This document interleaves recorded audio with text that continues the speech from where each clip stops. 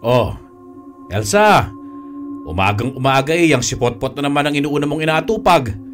Ay nako, hindi na kayo talaga mapaghiwalay ng aso mong yan. Pati sa pagtulog magkatabi kayo. Abay, daig nyo pa mag-asawa Kulang na lang magpakasal kayo. 18 ka na, bunso. Wala ka bang balak na magpaligaw? Kuya, bata pa ako para sa mga bagay na yan. Isa pa, kontento na ako na si Potpot ang kasakasama ko araw-araw. Ay nako. O siya, pagkatapos mo dyan sumunod ka na lang sa kusina. Nakahanda ng almusal. Hihintayin kita dun ha. Hindi kasi ako sanay kumain ng hindi ka kasama Sige po, Kuya Gabi. Si Potpot ay isang pangkaraniwang aso lamang na ibinigay sa akin ng isa sa mga kaibigan ko. Maski wala itong mataas na lahi, ay nagawa ko pa rin siyang turuan na makaintindi ng mga salita. Kaya naman, mas lalo kaming napalapit sa isa't isa. Walang araw na ginawa ng Diyos na hindi kami magkasama. Tama si Kuya Gabi, daig pa namin ng mag-asawa. Pero sa kabila ng masasayang kaganapan sa aking buhay, ay may kaakibat palang pagsubok na susubok sa aking katatagan. Ako nga pala si Elsa, at ito ang kwentong kababalaghan ko. Kahit saan ako magpunta, ay kasakasama ko palagi si Potpot. Maski sa kagubatan para manguha ako ng mga tuyong kahoy, ay nakabuntot sa akin ang alaga ko. Minsan pa nga, kamuntikan siyang masagasaan ng tricycle. Inaway ko ang binatang halos kaidaran ko lang na driver nito. Puro malulutong na mura ang inabot niya sa akin dahil lang sa aso ko. Natigil lang yun nang awatin ako ng Kuya Gabi ko. Siya pa nga ang humingi ng pasensya sa driver. Pagkaalis nito ay saka ako pinagsabihan ng kapatid ko. Pero siyempre, umiral ang pride ko. Kaya ang ginawa ko, kinarga ko si Potpot sa kapatakbong umuwi ng bahay at dumiretso sa kwarto. Doon ay umiyak ako ng umiyak. Ilang araw ko ding hindi kinibo si Kuya, pero dahil sa nakakaramdam din ako ng awa sa kanya, niyakap ko na lamang siya bigla, saka humingi ng tawad. Simula noon, ay hindi ko na ginawang ganunin ang aking kuya. Lahat ng bilin niya ay sinusunod ko na para hindi ko naman pasama pa ang loob niya. Elsa, pasensya ka na kung hindi ko magawang pagpatuloy ko yung pag-aaral mo.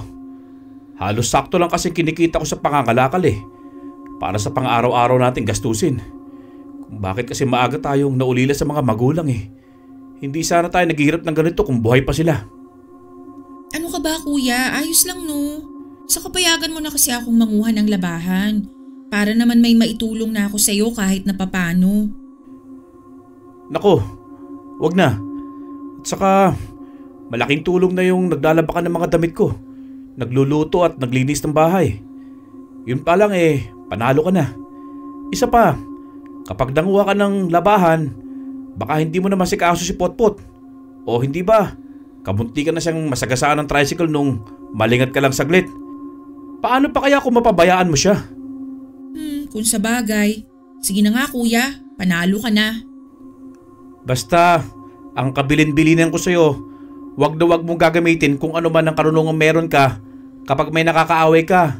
Maliwanag? Opo, Kuya. Hinding-hindi ko po yun gagawin. Maliban na lang kung kinakailangan na talaga. Nilamukos muna ni Kuya Gabi ang buhok ko. Saka siya nagpunta ng poso para mag-igib ng tubig para ipanligo niya. Ako naman ay dumiretso na din sa kusina kasama si Potpot para maghanda na ng hapunan. Pagkatapos maglinis ng katawan ni Kuya, ay saka ko pa lamang siya tinawag para kumain. Aba, mukhang masarap ulit ang ulam natin Adobong karne ng baboy. Gumagaling ng magluto ang kapatid ko Siyempre naman po, Kuya. May mga napapanood kasi ako sa tindahan ng mga recipe kapag bumibili ako ng mga ricado. Kaya sinusubukan kong lutuin. Kahit na papano nasusundan ko naman. Tikman mo nga kuya kung masarap ba ang pagkakatimpla ko. Ay, nalintikan na! Bakit kuya? Hindi ba masarap ang luto ko? Tama ka, Elsa! Hindi masarap! Akma na sanang tutulo ang luha ko nang muling magsalita ang kapatid ko. Hindi masarap! Dahil napakasarap! Naku, the best ka talaga, bunsoy! Kuya naman eh. Akala ko tuloy kung ano na. Humihikbi ako habang nakangiti. Maski kilalang kilala ko na si Kuya Gabi, ay madalas pa rin niya akong maprank. Tinawanan lang niya ako sa huli, saka ipinagpatuloy ang paglantak sa pagkaing nasa kanyang plato. Huminga muna ako ng malalim, saka ako nagsandok ng kanin at ulam. Nasa kabilang upuan naman si Potpot, na halatang nasarapan sa pagkaing inihain ko sa kanya. Sa katunayan pa nga, ay mabilis niya yung naubos. Kinabukasan pag-alis ni Kuya, para muling mangalakal, ay gumayak na rin ako para mamalengke gamit ang iniwan niyang pera sa akin. Paubos na kasi ang aming bigas at mga pangunahing pangangailangan sa kusina para magluto ng ulam. Habang naglalakad ako na kasama si Potpot, ay hindi ko naiwasan ang mapadaan sa tindahan ng tinatawag na asusena ni Mang Alejandro. Iniiwasan ng karamihan, lalong-lalo na ng mga kapwa ko babae ang magawi roon, sapagkat kilala si Mang Alejandro na isang bastos at manyakis sa aming lugar. Pero dahil sa doon lamang ang tanging daanan papunta sa bilihan ng bigas, ay lakas loob naming dinaanan yun ni Potpot. Uy! Elsa! Mukhang dalagang-dalaga ka na talaga. Pwede ka nang pitasin. Pwede bang arbor ko na talaga yung aso mo? Kaunti na lang kasi ang benta kong asusena eh. Mawalang galang na ho, Mang Alejandro. Huwag niyo naman po kaming pagdiskitahan ng aso ko. Mamili naman kayo ng babastusin ninyo. Aba, mataray! Yan ang gusto ko sa babae. Lumalaban. Mas exciting. Magkano ka ba, Elsa, ha? Hindi po ako ganong klase ng babae, Mang Alejandro. Diyan na nga kayo. Goodbye, Miss Beautiful. O, tandaan mo, Elsa, ha?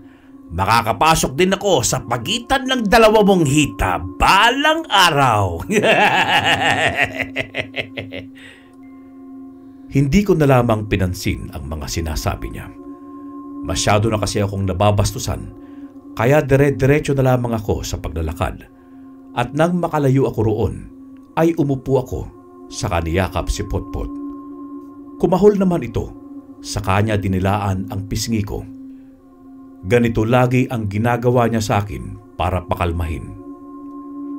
Pero pagkatapos kong bilhin ang lahat na nasa aking listahan, ay dito ulit ako nakaramdam ng takot sapagkat muli na naman akong dadaan sa tapat ng tindahan ni Mang Alejandro. Nasa 5 kilo lang naman na bigas ang binili ko at mangilan-ngilang gamit sa kusina, kaya maglalakad na lamang ako ulit at sayang ang pamasahe. Lakas loob akong naglakad ulit doon. Sa kabutihang palad ay hindi na ako napansin ni Mang Alejandro dahil abala na ito sa pakikipagkwentuhan sa dalawa niyang kasamahang lalaki na nag-iinuman. Nakahinga ako ng maluwag nang makalagpas ako roon at medyo nakalayo na. Samantala, mga kasama, tumaan na siya.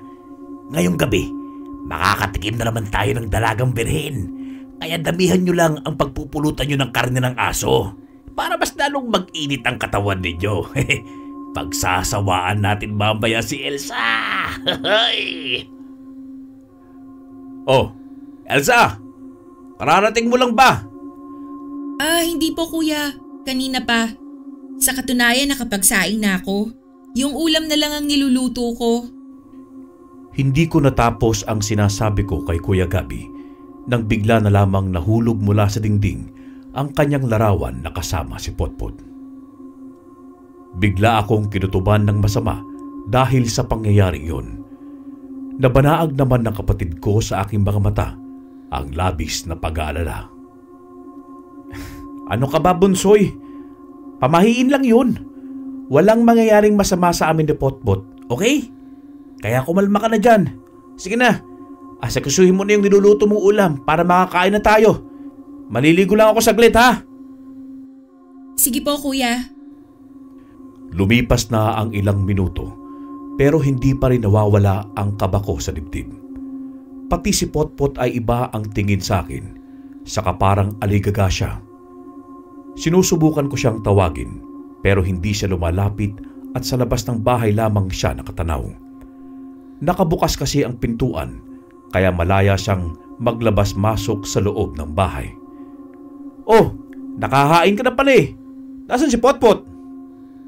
Lumabas po, kuya eh. Ewan ko ba sa asong yun? Parang halos parehas kami ng nararamdaman. Kinakabahan din na hindi mapakali eh. Ay nako, kayong dalawa talaga, oo. Ang mabuti pa, tawagin mo na. At nang makakain na. Naputol ang sinasabi ni Kuya Gabi nang bigla na lamang narinig namin ang mga tahol ni Potpot na para bang may inaaway. Pero ang mas nagpaalarma sa amin ay ang pag-iyak niya na para bang binato siya o pinalo. Maya-maya pa ay hindi na namin siya marinig. Potpot! Anong nangyayari sa'yo? Salitan kami ni Kuya sa pagtawag sa kanya pero walang Potpot na tumutugon. Nagkatinginan kami ni Kuya at nang bumaling kami ulit sa labas ng bahay ay may naaninag kaming tatlong lalaking pasuray-suray kumaglakad na may bitbit na kung ano. Nang mapagmasdan ko ang kanilang daladala ay dito na ako napasigaw dahil ang aso kong si Potpot yun na wala ng buhay. Umaagos ang dugo nito sa bunganga at halos humiwalay na ang ulo nito sa katawan dahil sa pagkakataga. Potpot! Hindi! Potpot! Nagsimula na akong umiyak. Si Kuya Gabi naman ay minumura niya ang tatlong lalaking kaagad niyang nakilala. Mga hayop kayo! Mang Alejandro! Bakit yung pinatay si Potpot? Ang sasama ninyo! Pero imbis na sumagot, ay nagtawanan lamang ang mga ito. Sa kanila walang awang inihagis ang kawawa kong aso sa aming harapan. Mabilis ko naman siyang kinuha sa kaniyakap. Bakit mo ko iniwan? Ano bang kailangan niyo sa amin, Mang Alejandro? Bakit niyo kami ginaganito? Wala naman kami ginagawang masama sa inyo, ha? Tumahimik ka na lang dyan, bata! Kung ayaw mong matulad dyan sa aso nyo ibigay mo na lang sa amin yung kapatid mo. Huwag kang mag-alala. Dadalhin namin siya lagpas pa sa langit. Mga hayop talaga kayong mga manyak kayo. Bago nyo masaling ang kapatid ko, dadaan muna kayo sa bangkay ko. Elsa! Tumakas ka na! Dali! Pero parang wala akong naririnig dahil sa pagdadalamhati. Sa sumunod na sigaw sa akin ni Kuya Gabi ay dito na ako natauhan. Malapit na kasi si Mang Alejandro at ang dalawa niyang kasama sa aming bahay. Hawak-hawak na rin ni Kuya ang kanyang itak. Ano pang hinihintay mo, Elsa? Tumakas ka na! Tumakas ka na! Bilisan mo! Pero Kuya... Huwag mo na akong alalahanin, Elsa! Iligtas mo ang sarili mo! Akma na sana akong tatakbo papunta sa pintuan sa likod ng aming bahay nang bigla na lamang tumumba si Kuya sa lupa na sapo-sapo ang ulo. Sa tabi nito ay gumulong ang isang may kalakihang bato na may bahid ng dugo. Kuya Gabi! Sigaw ko na puno ng pag-aalala pero pinigilan niya akong lumapit. Umalis ka na, Bunso! Umalis ka na! Iligtas mo ang sarili mo! Pero tila napako ako sa aking kinatatayuan. Hindi ako makakilos. Namalayan ko na lamang na hawak-hawak na ako sa magkabila ang kamay ng dalawang lalaking kasama ni Mang Alejandro. Bitiwan niyo ako! Ano ba? Kuya! Mga hayop kayo! Layuan niyo ang kapatid ko! Elsa! Matapang ka! Isang malakas na tadyak sa sikmura ang tinanggap ni Kuya Gabi mula kay Mang Alejandro. Hindi naman kami masaklolohan ng mga kapitbahay sapagkat malayo ang bahay namin sa kabihasnan. 10 minuto ang lalakarin mula sa amin bago makarating doon. Kuya! Mang Alejandro, tama na ho! Huwag niyo nang saktan ang kuya ko! Maawa na kayo! Dahil sa sinabi kong yun, ay binalingan ako ni Mang Alejandro ng tingin. Lumapit siya sa akin, saka niya ako hinawakan sa isa kong kamay. Sinenyasan pa niya ang 2 niyang kasamahang lalaki na bitawan ako. Madali lang naman akong kausap, Elsa. Huwag kang mag-alala. Hindi namin sasalangin ng kuya mo. Basta ibigay mo lang ang gusto namin. Hindi ako nakaimik. Tahimik lamang akong umiiyak habang hinahalikan niya ako sa liig. Nang hindi na siya makontento sa pambababoy niya sa akin, ay hinila niya ako papunta sa aking kwarto. Saka niya ako pwersahang inihiga sa aking kama. Wag po! Maawa kayo sa akin, Mang Alejandro! Pero hindi niya ako pinakinggan.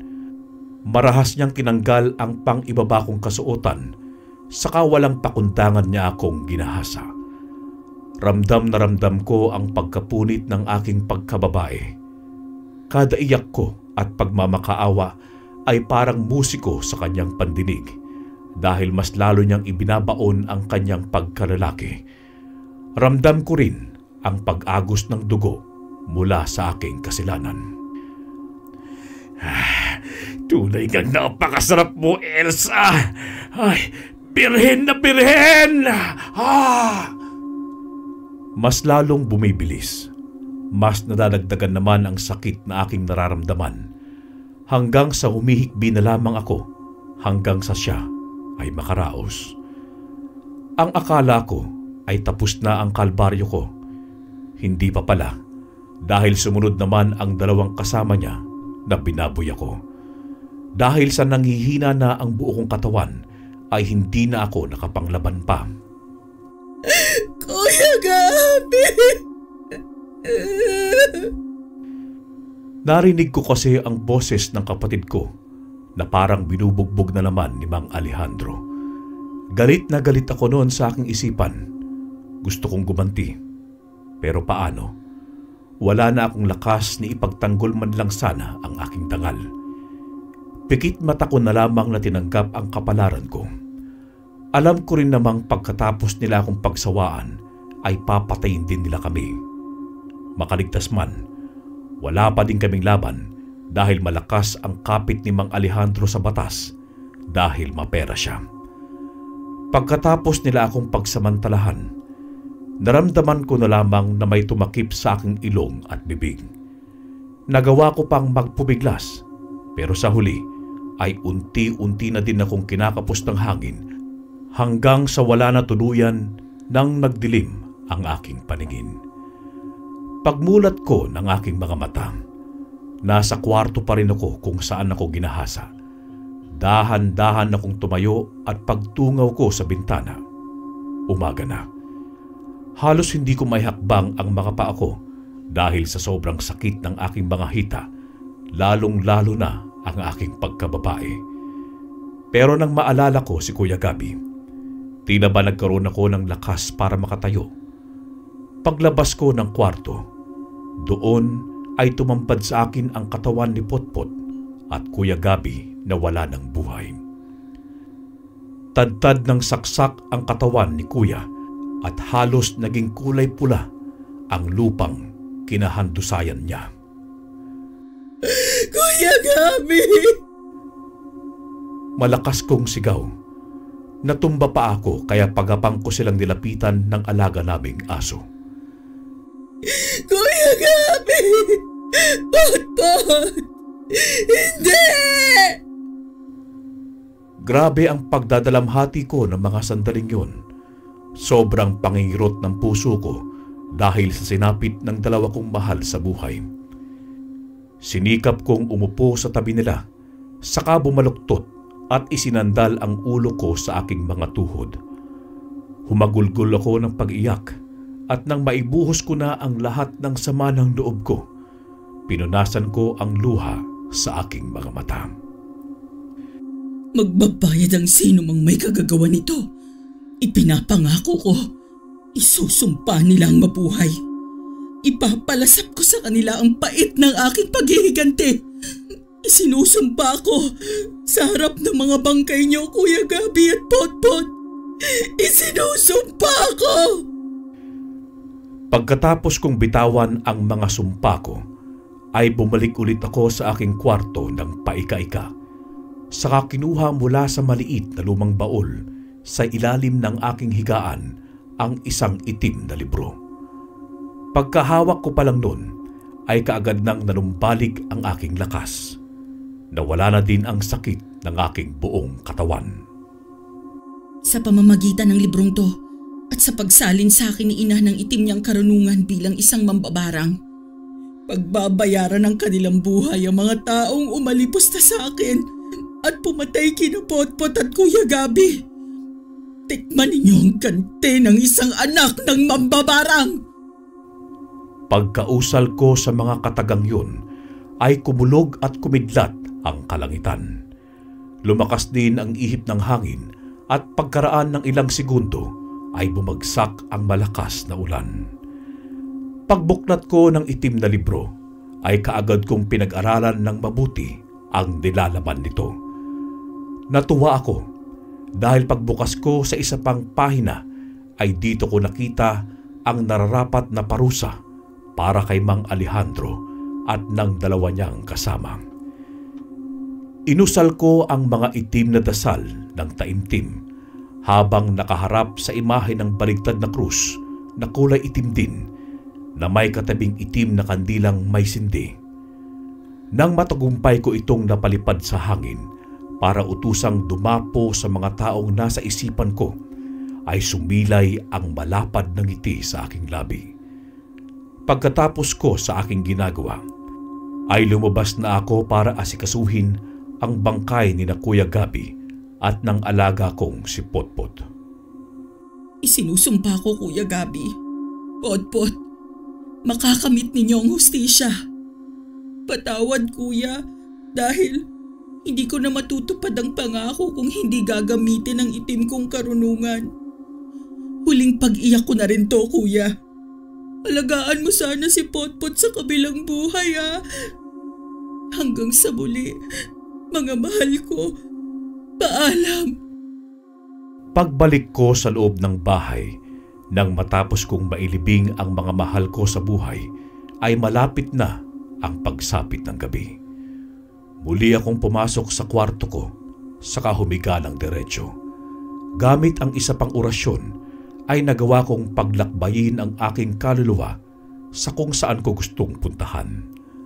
Una ay pinuntahan ko isa-isa ang dalawang lalaking kasama ni Mang Alejandro na bumaboy sa akin. Agad ko naman silang natuntun. Abala na naman sila sa pag-iinom ng alak kasama ang hayop na si Mang Alejandro. Nagngit-ngit ako sa galit nang masilayan ko ang kanilang mga mukha, pero sa huli ay sumilay ang nakakaloko kong ngiti sa labi. Magpakasaya lang kayo dahil mamaya lang mag-uumpisa na ang inyong kalbaryo. Pagsapit ng 12:00 ng gabi, magsisimula na ang bisa ng aking barang.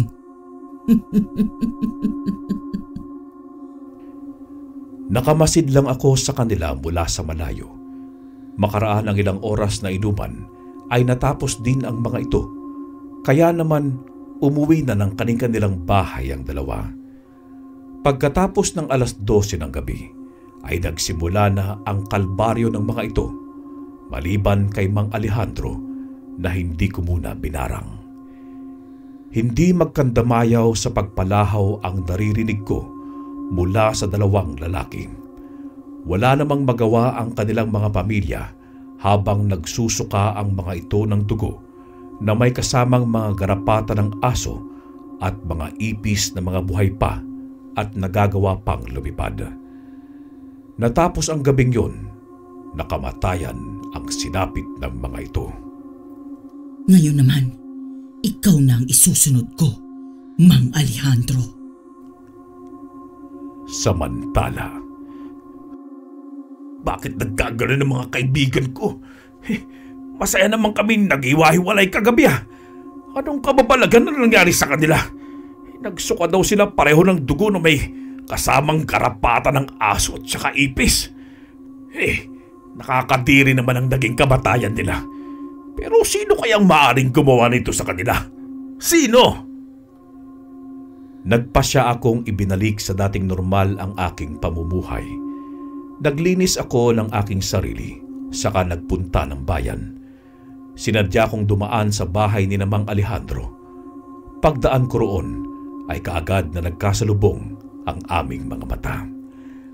Oh, Elsa! Kumusta ka na, iha? May namiss ka ba kaya ka ulit napapadaan dito? Sabihin mo lang at mamayang gabi, pupunta kita sa inyo. Tamang-tama, wala na akong mga kasama. Kaya masosolo ko na ang pag-angkin sa iyong pagkababae. Hindi ako umimik. Bagkus nginitian ko na lang siya ng malapad. Pagkatapos niyang sabihin ang lahat ng gusto niya, iniwan ko na siya. Napansin ko pang napakagat siya sa sarili niyang labi habang tinitignan ako ng pataas at pababa. Sinadya kong pakitaan siya ng motibo para siya na ang lumapit sa akin mamayang gabi. Mamayang gabi, magbabayad ka na sa kasalanan mo, Mang Alejandro. Matatahimik na din ang aking mga mahal sa buhay na pinatay mo. Muling sumapit ang gabi. Tahimik lang akong nakaupo sa aking kwarto. Natapos ko na ding masambit ang orasyon ng pinakamatinding klase ng barang sa isang tao. Paniguradong hindi alam ni Mang Alejandro ang kanyang gagawin kapag sumapit na ang 7:00 ng gabi. Elsa! Yuhu! Nandito na ako! Alam kong kanina mo pa ako hinihintay! Ano? Nasa loob ka ba ng kwarto mo? Ha? Iha! Sa wakas, mag-uumpisa na ang kalbaryo ng buhay mo, Mang Alejandro. Ngayon na. Ang mga insektong matyaga kong inipon ng ilang araw na nakalagay sa nakabukas na garapon at naghihintay lamang ng aking hudyat para magsikilos ang mga ito ay kaagad na nagsiliparan at ang iba ay nagsigapangan nang maamoy nila ang taong gagawin nilang tahanan ng katawan. Natigilan naman si Alejandro sa paghakbang dahil sa mga narinig niyang huni ng mga insektong tila ba galit na galit at palapit sa kanyang kinaroroonan. Mga iba't ibang insekto? Mukhang akong pinturya nila. Nako, lagot! Wag!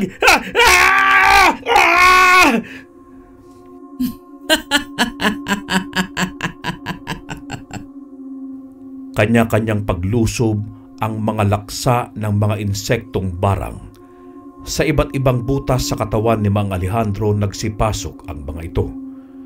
Pinamugaran nila ang kanyang buong katawan sa pamamagitan ng utos ko na may itim na orasyon ng isang mambabarang. Elsa! Anong ginawa mo sa akin, ha? Anong klaseng dinanang ka? Kung ikaw man ang may kagagawa nito, para nga mo bala, paalisin mo ang mga insekto sa loob ng aking katawan! Bawa ka! Nagpapatawa ka ba? Ha, Mang Alejandro? Kung tutuusin nga, kulang pa yan para mapagbayaran mo ang kasalanan mo sa amin. Pinatay mo ang kuya ko at ang alaga naming aso. Kaya nararapat lang sa'yo yan. Hindi pa kayo nakontento? Kinahasa niyo pa ako? Kaya pasensya na. Dahil walang kapatawaran ang ginawa niyo sa amin. Wala! Puwisit kang babae ka! Isa kang halimaw! Halimaw! Pagkalabas ni Mang Alejandro sa pintuan ng bahay, ay kumaripas na ito ng takbo. Natatawa na lamang ako habang pinapanood siyang papalayo mula sa bintana. Oo, halimaw ako dahil din sa mapang-abusong kagaya ninyo, mga demonyo!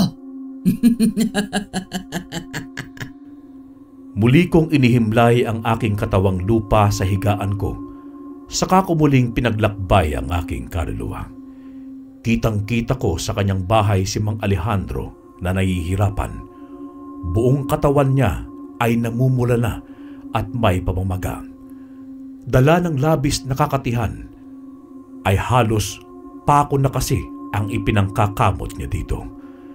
Sa isang sulok ng bahay ay nagpakita ako sa kanya, saka tinawag siya sa kanyang pangalan bago ako humalakhak.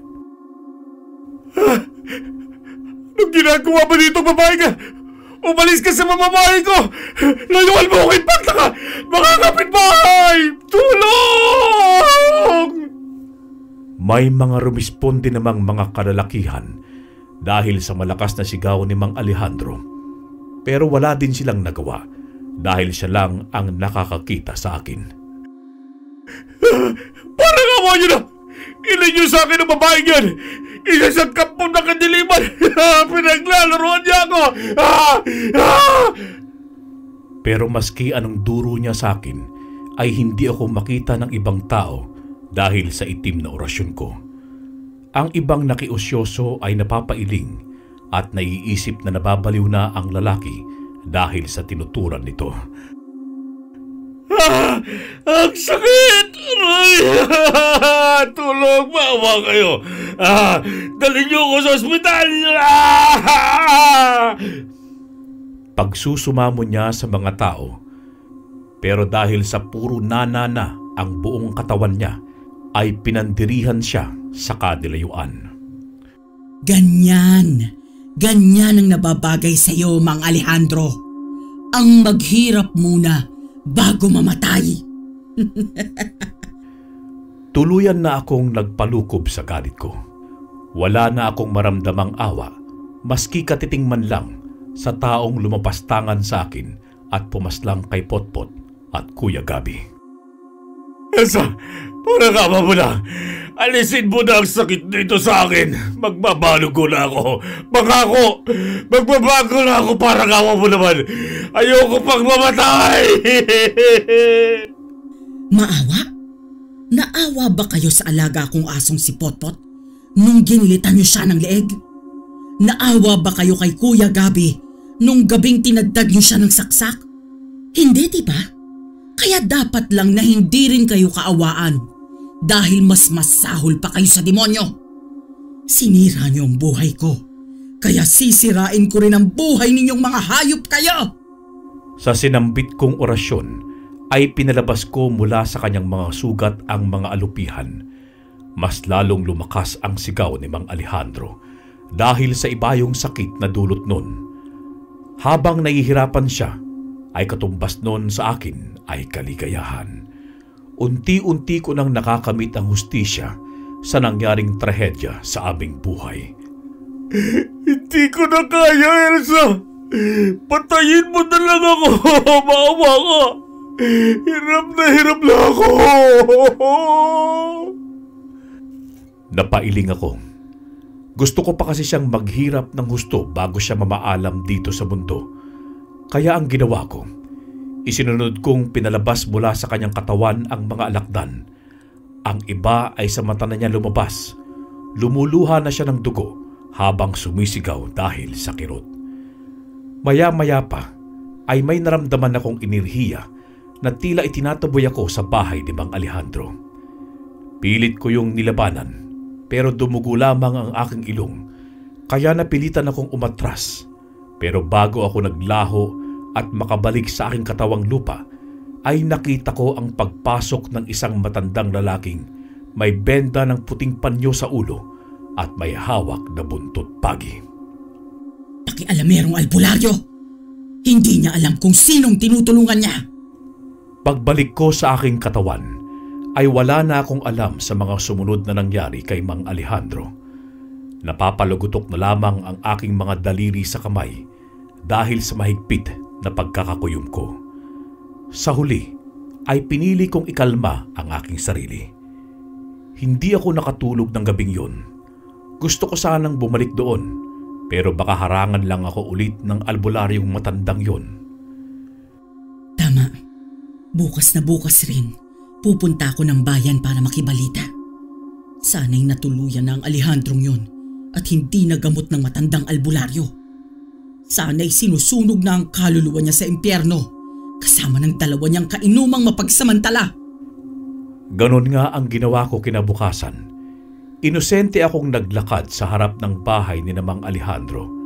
Ang kaso, hindi ko na masagap ang presensya niya. Pati ang matandang albularyo ay wala na din doon. Mas lalo akong nainis dahil wala akong ideya kung saan sila nagpunta. Sinubukan kong magtanong-tanong at yun na nga, doon ko nakausap ang isang lalaki na nagsabing iniuwi raw ng albularyo si Mang Alejandro sa bahay nito. Sa katunayan pa nga, ang lalaking nakausap ko ay siya din ang tumawag sa manggagamot. Sinabi pa nga niya ang eksaktong tirahan ng matanda. Salamat sa impormasyon ha. Namimiss ko lang kasi ang panindang asusena ni Mang Alejandro. O sige, aalis na ako.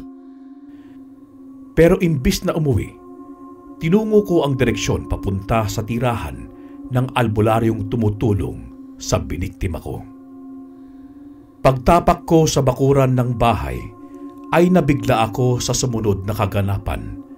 Bigla na lamang kasing lumabas mula sa pintuan ang matandang albularyo. Tinitigan niya ako ng diretso at seryoso. Mga ilang minuto din kaming nasa ganong kaganapan at sa huli, ako'y kanyang nginitian. Bumalik siya sa loob ng bahay at ako naman ay kusang lumapit doon. Maski hindi ko nakikita ang loob ng bahay, alam kong naroroon si Mang Alejandro. Hindi nga ako nagkamali dahil nag-umpisa na silang mag-usap ng masinsinan. Ano tanda? Kaya mo ba akong pagalangin o hindi? Abay, sinabi ko naman sa'yo na maski magkano, handa ako magbayad para sa serbisyo mo. Hindi problema ang pera. Gusto mo, ipasimento pa natin itong bulok mong bahay Ha? Madali lang ang proseso ng iyong gamutan, Sir Alejandro, kung susundin mo ang lahat ng ipapagawa ko sa iyo. Isa pa, hindi ko pinapabayaran ang serbisyo ko sa aking mga nagiging pasyente. Handa ka na bang malaman kung anong dapat mong gawin para tuluyan ka ng gumaling? Tandaan mo, panandalian lamang ang bisa ng gamot na ipinainom ko sa iyo at kapag nawala na ito, ay mararamdaman mo ulit ang pagkislot ng mga insektong barang sa iyong katawan na pansamantalang pinatulog ko. Maski ano pa yan tanda, gagawin ko, gumaling lang ako. Ayoko pa kasing mamatay, kaya sabihin mo na, dalian mo! O sige, makinig kang mabuti. Ang tanging kailangan mo lang gawin ay ang magsisi sa mga kasalanang nagawa mo sa tinutukoy mong gumawa nito sa iyo. Taos-puso kang magbalik lingkod sa Diyos at ipaubaya sa batas ng tao kung anong parusa ang dapat mong matanggap bilang kabayaran sa iyong mga kasalanan. Tanging yan lamang ang makakapag-alis ng sumpa ng barang ni Elsa, ang dalagang iyong nilapastangan at kinahasa. Hindi ko maiwasang makaramdam ng kaginhawaan. Ang akala ko na magiging kalaban ko ang albularyong matanda sa ginagawa kong paghihiganti kay Mang Alejandro ay hindi pala. Bagkus, mas tinutulungan pa niya akong makamit ang hustisya para sa nangyari sa amin. Paano mo nalaman ang tungkol sa bagay na yon? Sino nagsabi sa'yo? Siguro kasabot mo yung Elsa na yun, ano? Nakakalimutan mo na yatang isa akong albularyo, Sir Alejandro. Kaya kong bumasa ng mga kaganapan o naganap na base lamang sa pagtitig ko sa mga mata ng pasyente. Sa totoo lang nag-aalangan akong tulungan ka nung una kitang makaengkwentro. Pero naisip ko na baka may pag-asa ka pang magbago. Kapag nagawa mo ang mga sinabi ko sa iyo, ay ginagarantiya ko ang paggaling mo. Pero kung magmamatigas ka, pasensya na. Pero hindi na kita may sasalba sa tiyak na kamatayan. Kung ganun pala wala ka pa ng silbing matanda ka. Bakit pa ako naririto sa bahay mo kung wala ka lang din naman palang kwenta? Albularyo daw, pero wala namang magawang paraan. Pwe! Makaalis na nga at makapaghanap ng tunay na albularyo at hindi huwad na katulad mo! Pati ako ay nasasaktan sa mga ipinupukol na masasakit na salita ni Mang Alejandro sa matanda. Talaga namang napakaitim ng budhi ng lalaking ito at pati albularyo na nagmagandang loob na tumulong sa kanya ay nakaranas ng kanyang kapastusan. Malaya kang makakaalis sa pamamahay ko. Tinanggap kita bilang isang tao, pero lilisan kang asal hayop ang ipinakita. Sana'y may tumulong pa sa'yo, maski ganyan kagaspang ang ugali mo. Makakaalis ka na. Hindi ko kailangan ng opinyon ng isang peking albularyong katulad mo! Dinig na dinig ko ang pagdadabog ni Mang Alejandro palabas ng bahay ng albularyo. Nagtago naman ako sa likod para hindi niya ako makita. Nang makalayo, ay saka pa lamang ako lumabas para magpakita sa matanda. Lolo? Wala kang dapat na ipaliwanag, Elsa. Tawagin mo na lamang akong Mang Temyong. Nararamdaman ko na hindi ka lubusang masama. Naitulak ka lamang ng iyong madilim na nakaraan. Ngunit ngayon ay hindi na ako makikialam pa sapagkat alam ko ang katotohanan. Elsa, kung may tutulong ako, sabihin mo lang. Maraming salamat po, Mang Temyong, dahil naiintindihan niyo na po ako. Ang gusto ko lang mangyari ngayon ay tanggalan niyo na ng bisa yung orasyon sa gamot na ipinainom ninyo sa lalaking yon para muling mag-umpisa ang kanyang kalbaryo. Dahil sa kabastusan niya sa inyo, mas lalo ko muna siyang pahihirapan bago ko siya kikitlan ng buhay. Sana'y patawarin ako ng Diyos sa aking mga nagagawa. Mapangunawa at mapagpatawad ang Diyos, Iha. Alam kong maiintindihan ka niya. Basta't huwag mo lang tuluyang yakapin ng kapangyarihan ng kadiliman. Sige na, ngayon din mismo ay aalisin ko na ang orasyon ko. Muli ay maraming salamat po, Mang Temyong. Pagkatapos naming mag-usap, ay nagpasya na akong magpaalam para umuwi. Sa harap ng puntod ni na Kuya Gabi at Potpot ako dumiretso para bisitahin sila. Mamayang gabi, Kuya. Potpot, matutuldo ka na ang buhay ni Mang Alejandro. Ipapataw ko na sa kanya ang mapait na kamatayan gamit ang aking mga insektong barang. Makakamit niyo na ang hustisya. Matatahimik na kayo pareho. Sa puntong yon ay hindi na ako umiyak. Talagang tumatag na ako dahil sa mga pagsubok na dumaan sa aking buhay. Pagpasok ko ng bahay ay dumiretso ulit ako sa kwarto. Gaya ng dati ay umalis na naman ako sa katawang lupa ko bilang isang kaluluwa.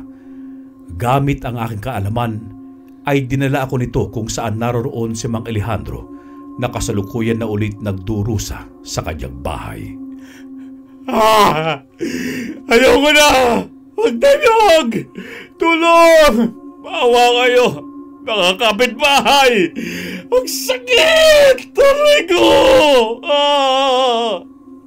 Pero wala nang naglakas loob na lumapit sa kanya. Nabalitaan na kasi ng mga ito ang masamang pag-uugaling ipinagkita niya sa iginagalang na albularyo ng lahat.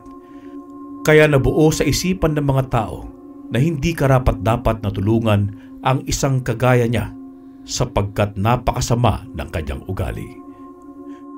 Ano, Mang Alejandro? Kaya mo pa ba? Elsa! Ikaw na naman! Pwede ba tigilan mo na ako? Pinagsisihan ko na ang lahat ng ginawa ko sa'yo. Sa kuya mo at sa alaga mong aso. Maawa ka! Alisin mo na para mo sa akin! Nagmamakaawa ako, Elsa! Hindi ko siya sinagot. Nananatili lamang akong nakatayo sa isang sulok habang matalim ko siyang tinitignan. Elsa! Ano ba? Maawa ka naman! Tablan ka naman ng konsyensya! Dati mo bang pagmasan ako habang naghihirap, ha? Wala ka bang puso? Sa sinabi niyang yun, ay hindi na ako nakatiis pa. Sinagot ko na siya ng madiin ang aking pagkakasabi. Maawa? Naawa ka ba sa akin? Kay Kuya at kay Potpot? Sinabi ko naman sa'yo na kulang pa yung pagpapahirap ko para pagbayaran mo ang mga kahayupan mo. Pasalamat ka nga't buhay ka pa rin hanggang ngayon eh. Ni hindi ka nga nagulat nung nakita mo ko ulit na buhay. Nakalimutan mo siguro na pinagtangkaan ninyo akong patayin gamit ang aking unan. Hindi ko alam, Elsa. Maniwala ka. Hindi ko intensyong patayin kayo. Ang gusto ko lang matikman ka ng mga panahong yun. Ang dalawang kasama ko may pakana para daw walang testigo sa aming ginawa. Maniwala ka, Elsa. Maniwala ka! Hindi mo na mabibilog ang ulo ko, Mang Alejandro. Ngayon, tikman mo ang pinakamasakit na parte ng aking barang bago ka malagutan ng hininga. Hayop ka! Wag ka! Sa galit ko ay pinalabas ko na ang mga huling insekto na nasa loob ng katawan ni Mang Alejandro. Isa-isang nagsiahunan mula sa kanyang mga sugat ang mga naglalakihan at nagbubusugang mga karapatan ng aso na naipon ko mula kay Potpot noong nabubuhay pa ito. Aray ko! Hindi ko na kaya! Patayin mo na ako, Elsa! Hindi ko na kaya! Ang sakit! Ganyan nga. Magdusa ka muna bago ka mamatay. Isuka mo ang mga linta na siyang tatapos sa buhay mo. Yun nga ang sumunod na nangyari. Pati ang mga lintang lumabas sa bunganga ni Mang Alejandro ay busog na busog sa pagsipsip sa kanyang dugo. Elsa! Huling salitang narinig ko sa lalaki bago ito tuluyang namahinga. Ginisian ko naman siya ng nakakaloko saka ako tumura. Para akong nabunutan ng tinik sa lalamunan nang makasigurong isa na siyang malamig na bangkay. Bumalik ako sa aking katawan na may baong saya. Tumayo ako sa kapatakbong pumunta sa libingan ni na Kuya Gabi at Potpot. Mga mahal ko, tapos na. Napaghiganti ko na kayo. Makakapagpahinga na kayo ng payapa. Paglipas ng halos isang buwan, umalis ako sa lugar namin para magbagong buhay. Sa kabilang bayan ay namasukan ako bilang isang serbidora sa isang restaurant. Stay in yun, kaya wala akong naging problema sa magiging tirahan ko. Sa loob ng 2 buwan na pagtatrabaho at pamamalagi ko sa restaurant ay wala namang naging problema. Pero isang araw, dumating ang anak na lalaki ng amo naming babae. Gwapo ito, maganda rin ang pangangatawan, pero base sa obserbasyon ko sa kanya ay mukhang hindi siya mapagkakatiwalaan. Oh, hi girls. Ako nga pala si Rafael. Just call me Rafi for short. Kumusta naman ang mga trabaho nyo rito? Maayos naman ba? Ewan ko pero hindi talaga komportable ang loob ko sa amo naming lalaki. Pero nakikisabay na lamang ako sa mga kasama ko na ngumiti sa kanya. Ayos naman po, Sir Rafi. Wala pong problema. Si Tricia, kasama ko, isa ding serbidora, pero mas matagal na siya sa akin sa trabaho. Oh, good to hear that. O paano? Alis na muna ako ha. Ikaw miss, anong pangalan mo? Isa ka sa mga bago dito, no? Ha? Kwan? Opo, sir. Bago lang po ako. 2 buwan pa lang po ako. Ako nga po pala si Elsa. Ang ganda mo naman bilang isang serbidora lang. Napansin ko ang malalagkit niyang tingin sa akin. Umiwas na lamang ako ng tingin at inilipat yon kay Tricia. Muling nagpaalam si Sir Rafi, saka ito tuluyang umalis. Elsa, tayong kaibigan lang ha. Iwasan mo si Sir Rafi. Lahat ng nagugustuhan niyang babae, hindi pwedeng hindi mapasa kanya. Kaya mag-iingat ka ha, dahil tuso yan porket mayaman. Tumango lang ako saka bumalik sa trabaho. Hindi ko muna inisip ang mga sinabi sa akin ni Tricia. Baka kasi mawala ang konsentrasyon ko sa aking ginagawa at maging dahilan pa para maalis ako sa trabaho. Pagkasara ng restaurant, umuwi na din kami sa aming tinutuluyang bahay. Medyo may kalakihan din yon, kaya tig-isa kami ng kwarto para daw may privacy. Tahimik ng gabing yon. Lahat kami ay payapang nagpapahinga sa aming mga kwarto. Naalimpungatan lang ako nang biglang may humaplos sa aking mga hita.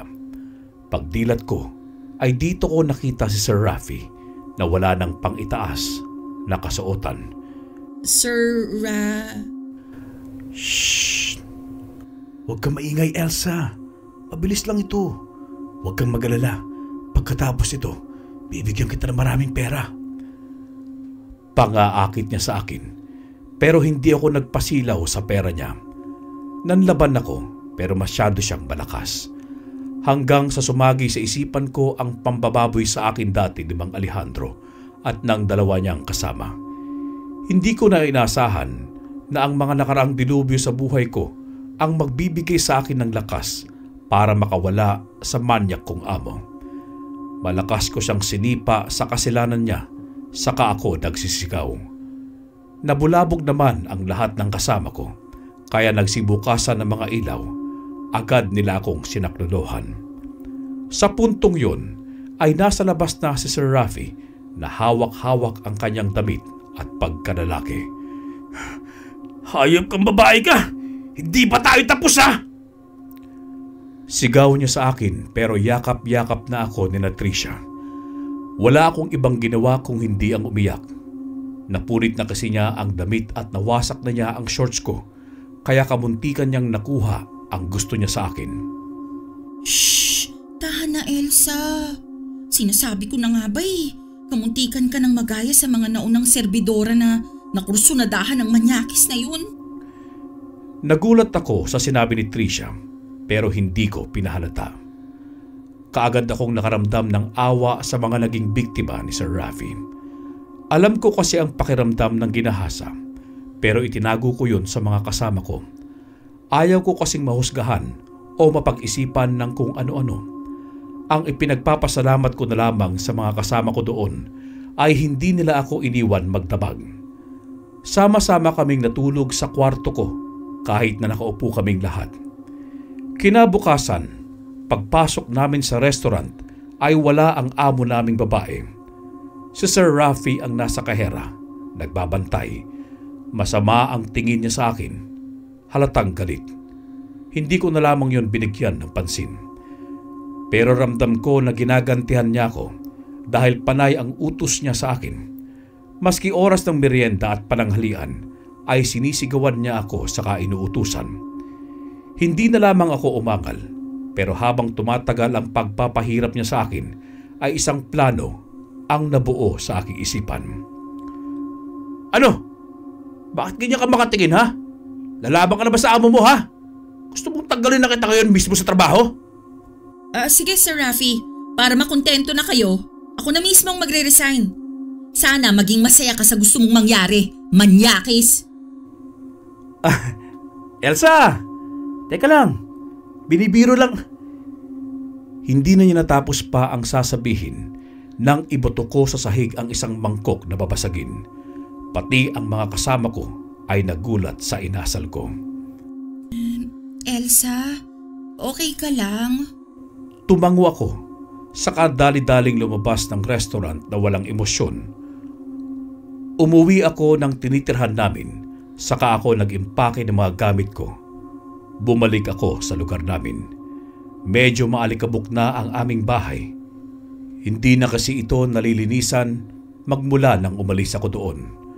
Bagsak ang balikat kong umupo sa upuang kahoy.